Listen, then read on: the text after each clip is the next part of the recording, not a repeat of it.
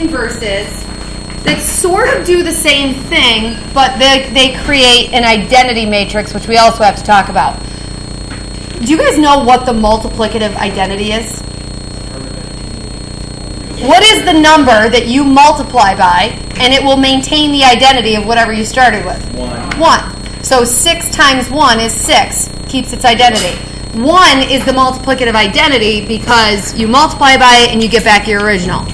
Well, there are matrices that are identity matrices because when you multiply anything by it, you get back the original. And they look like this, where they have, here's a 2 by 2 one. It's got 1s down the diagonal. Here's a 3 by 3 one. 1s down the diagonal and 0s everywhere else. So you can guess what the 4 would look like with 1s down the diagonal and 0s everywhere else. So what happens if you multiply something by the identity matrix? I'll do a really simple version. I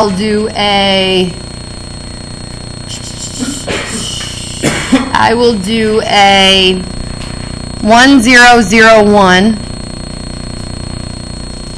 times, I'll make it up, 2, 3, 5, negative 1. And so starting with, why not? Because 2 times 2, oh, wow. So 1 times 2 is 2, and 0 times 5 is 0. So a 2 and a 0 makes 2. All right, you add those little products together. Same row, next column. 1 times 3 is 3. 0 times whatever is 0. So 3 and 0 makes 3. Next row, 0 times 2 is 0. 1 times 5 is 5, so that's just a 5. 0 times 3 is 0. 1 times negative 1 is negative 1. And so we got back what we started with.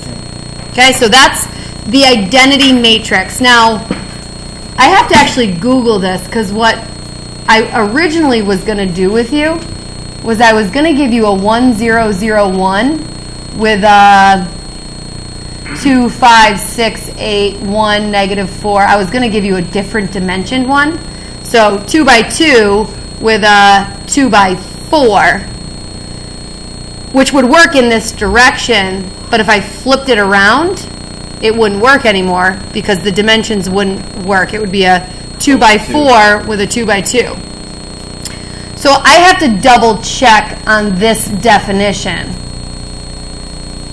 because if it has to work in both directions, and it will if it's able to be multiplied at all. It definitely will.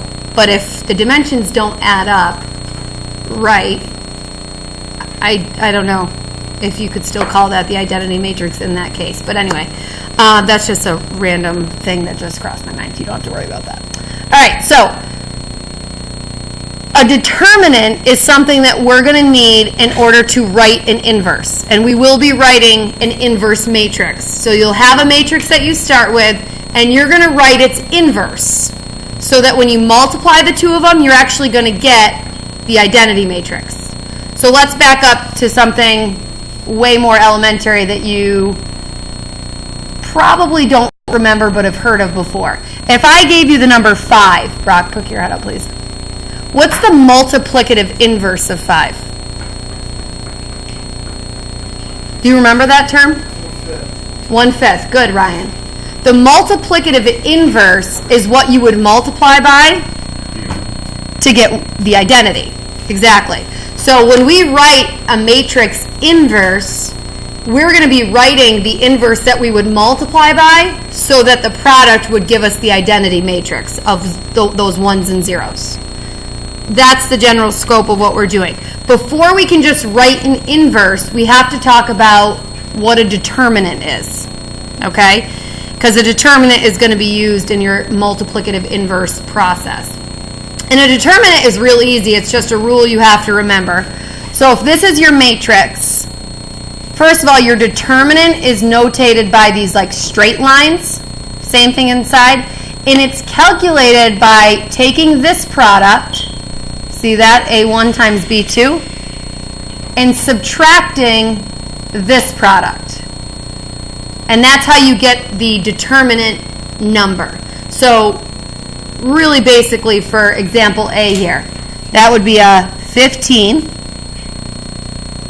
minus 42. So the determinant of this matrix in part A is just negative 27. Quick math.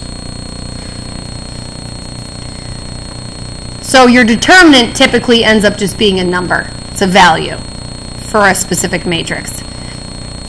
Truthfully, its only real purpose that I remember is being used to calculate the multiplicative inverse. In B, 2 times negative 5 is negative 10. And then we are subtracting the other cross product, which is what? Negative 12. Negative 12. So be careful on your double negative situations. That is going to turn into negative 10 plus 12. So that has a determinant of 2. Is that straightforward enough? Okay. So here's what this is really all about, is finding the inverse. So here's a big, long rule up here that's given in a lot of symbols that ends up being way more confusing than it should be. So we'll get into these examples in a second, but here's the generic matrix that they're saying, okay, if we wanted to find the inverse of this, really, I wouldn't even pay attention to this. Here's the rule. You put a scalar multiplier out in front of 1 over the determinant, and then you multiply that scalar by really just a rearranged version of this. Does everyone see how this got rearranged? Could you describe how this rearranges into this? What do you see? Carolina?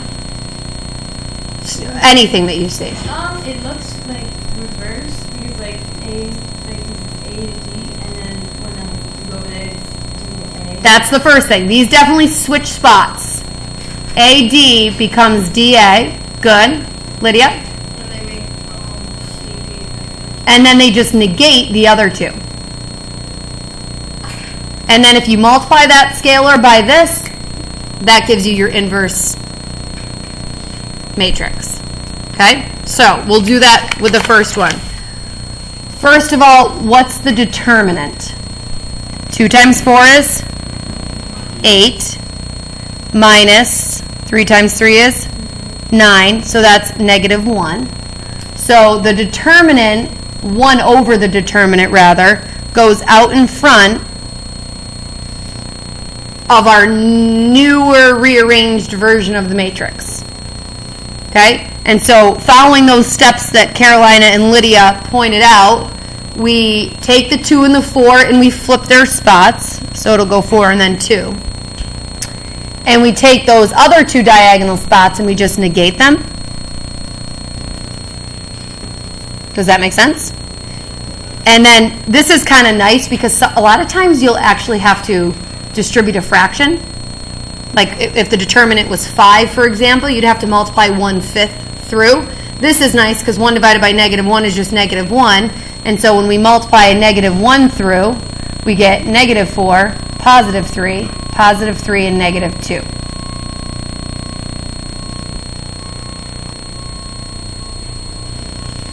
So that's your answer. And now just for the sake of fully understanding inside and out what this inverse does, I'm going to actually show you what happens when you take a matrix and multiply it by its inverse. That means I'm taking the A as it was originally given to me, and I'm multiplying it by the A inverse that I came up with. Lydia, I see your hand. Just give me 1 minute to finish this out, and I'll come back to you. So if I'm multiplying A times A inverse, I'm going across the top row, down the first column. So, Allie, do this with me. What's 2 times negative 4? And 3 times 3? And negative 8 and 9 makes Positive 1. Positive 1. Good. Across the top row, down this column, JR, what's 2 times 3? And then 3 times negative 2? Negative 6 and 6 makes 0. Next row, first column, back to the first column. We have negative 12 and positive 12. 0. Bottom row, last column, we have 9 minus 8, 1. And there's your identity matrix, right? So as promised, that's what an inverse does. When you multiply an inverse matrix times its original, you get the identity. And that will work in either order. So that will be the same if we had done A inverse times A, should still work out. And that's what this is up here. This is saying that A times A inverse will equal the A inverse times A in the opposite order, which from yesterday we know isn't always true with just basic matrices. And when you multiply those in either order, you'll get the I for identity. Okay? Try B on your own. Just coming up with the inverse.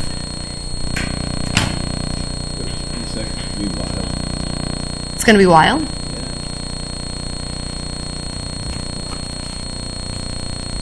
Don't pay attention to my notes down here.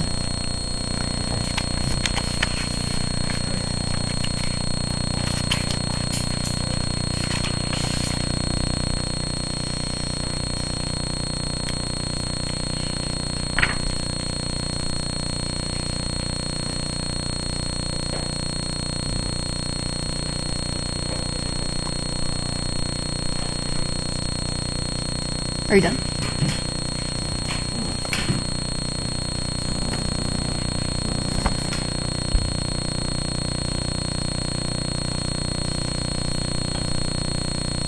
Good. You would just then distribute that. So everything would be a fraction. No, you do. It's a 1 over 17. Oh,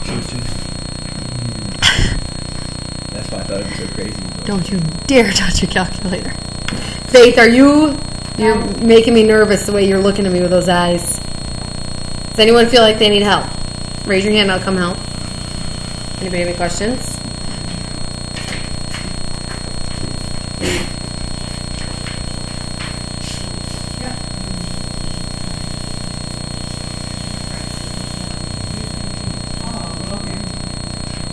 Don't let these fractions scare you, because the numerator is 1, and none of the original numbers have a denominator.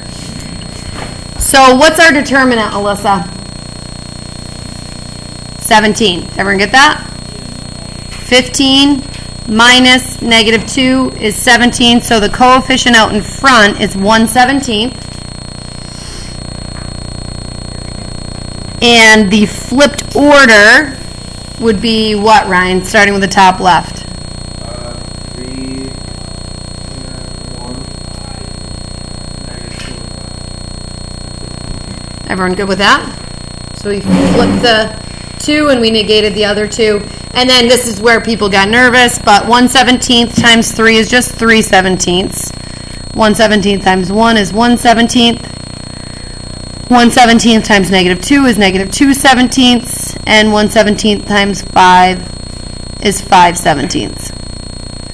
And there's your A inverse. Now, this only works with 2 by 2s. Okay?